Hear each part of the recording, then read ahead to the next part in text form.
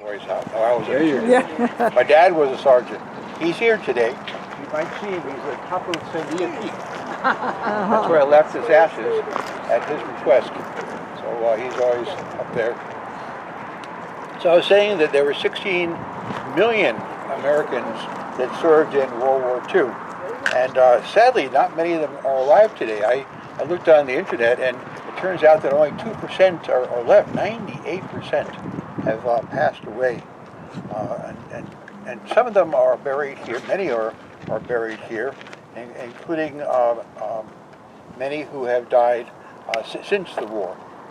Some are people like Chaplain Howden died in the war, and afterwards their bodies were returned to the United States, including his in 1948.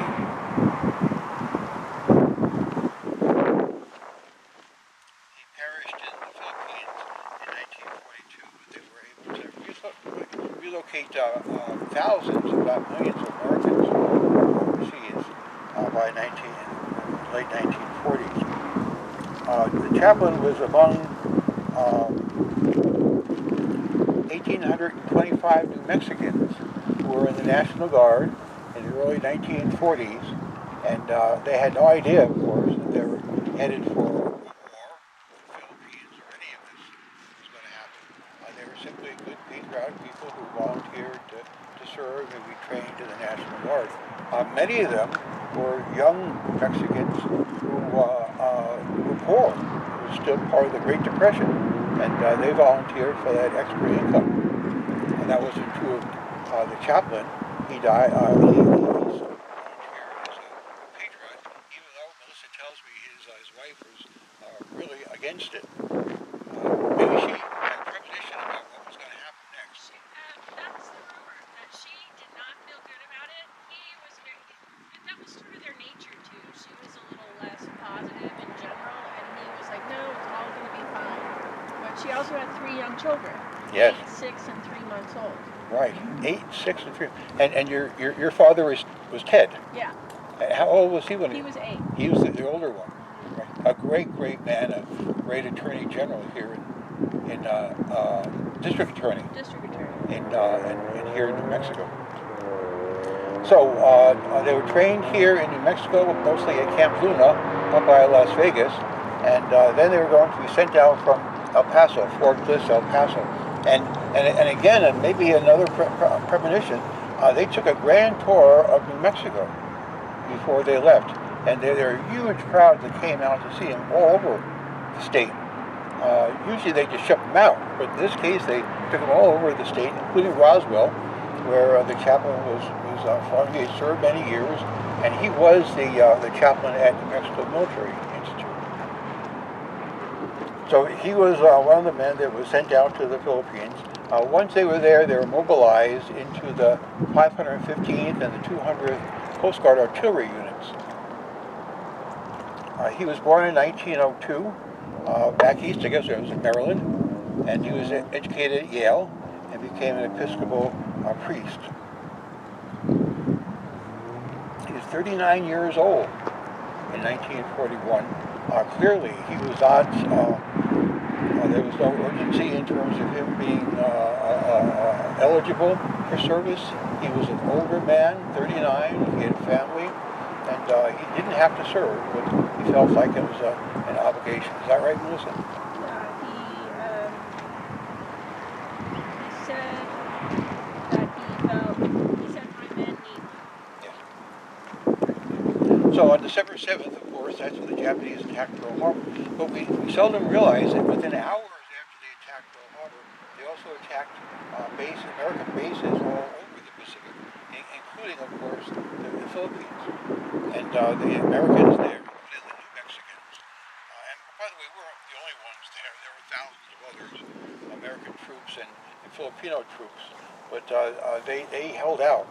The Japanese assumed that the Americans would give up quickly, because that was part of a larger strategy, wasn't it? They attacked Pearl Harbor and knocked out so many ships there and planes that could otherwise be used to send reinforcements and supplies and ammunition to the Philippines and Guam and other places. But without those ships, the Americans everywhere, including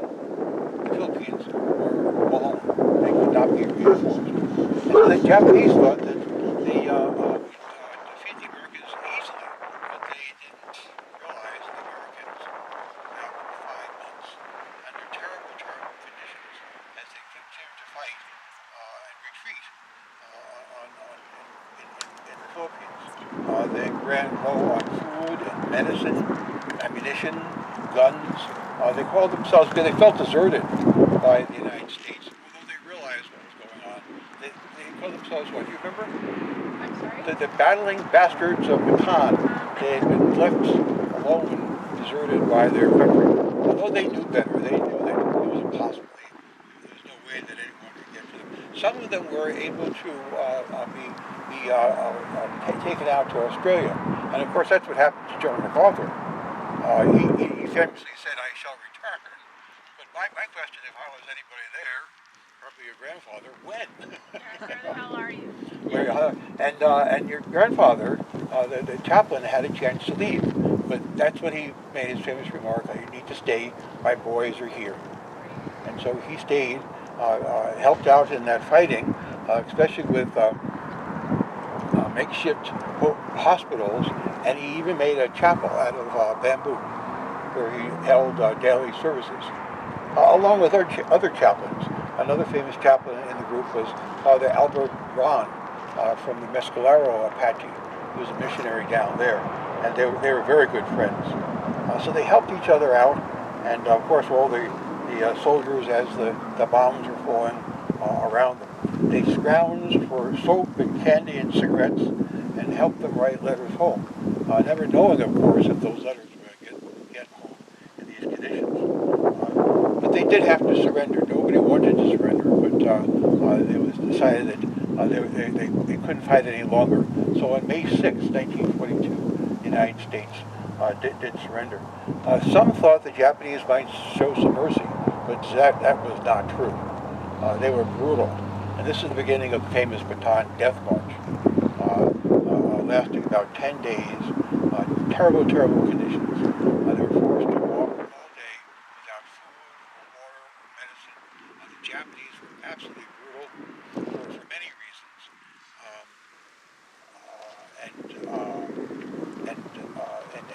and beating and very often killing the American soldiers. There's whole books written about the Bataan Death March and how brutal the Japanese were.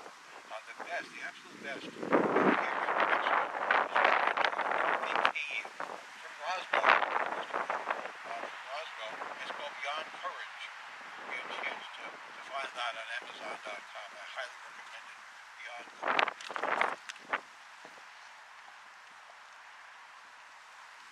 So the chaplain tried to help others on the death march as much as possible, as he did everywhere he went. Tried to feed as many people as he could and help carry or help along those who were wounded. 19 New Mexicans, of the 825, 19 died in the Bataan Death March. They died of starvation and of disease, and of course the Japanese brutality. Those who survived were forced into prisoner of war camps all over the Philippines, scattered all over the Philippines. And the chaplain worked with to help with the sick and the hungry, often giving up his food rations for others. I understand you're just like you. He was a very tall man and very thin to begin with. And he was also very athletic because he had been the swimming coach at the New Mexico Military Institute as well. Wow. Which I think probably stood him in good stead because most of those kids from New Mexico were barely 18. And he was, almost 40. Yeah. Well, that's a really good point because New Mexicans knew each other, helped each other. The chaplain, of course, helped everyone, but they came from the same communities. Very often they were all New Mexicans, so they were determined to help each other out. A really strange thing happened in July of 1942 while the chaplain was at a prison camp. Notice was given to Elizabeth that he had died. And they even had a service for him in the church soon afterwards. They were in Roswell. But then it was discovered that he was, in fact, still alive. Unfortunately, he did die there in December. the 11th or the 12th, 1942. His good friend, Chaplain Braun, Father Braun, was there to minister to him at the end, to give the last rites, and to say the prayers at his service, his funeral, right there in the Philippines. At the second POW camp was at. Yeah, it was the one on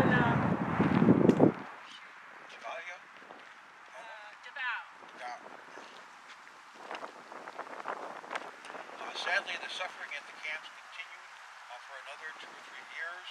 Some of the POWs were needed in other parts of the Japanese Empire for forced labor. So the Japanese put them on ships.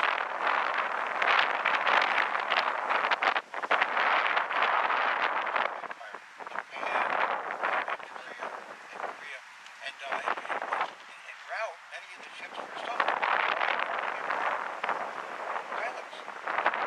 That's hard to fathom. American pilots sinking ships with Americans on them, and thousands of Americans dying. But of course, they didn't know what was on those ships. All they knew, they were Japanese ships. Didn't have intelligence and any way to know that these were Americans on these ships. Real tragedy. Finally, in October 1944, General MacArthur does return. Right? He does come to the beaches, and that begins the long liberation process there in the Philippines and the liberation of the surviving POWs. My dad was in the Army, and he was there in the Liberation Army in the Philippines. Tragically, half of the 1,825 New Mexicans, half of them did not make it out. 19 died in the Bataan Death March, but the rest all died in POW camps, and malnutrition, dysentery, other diseases, and of course on the death ships. So half did not come. And then the other half that did come back, many of them suffered terribly the rest of their lives, physically, emotionally, psychologically. They used to call it shell shock. Now we know better, and thank goodness we try to help these people a lot more. Again. Oh, that's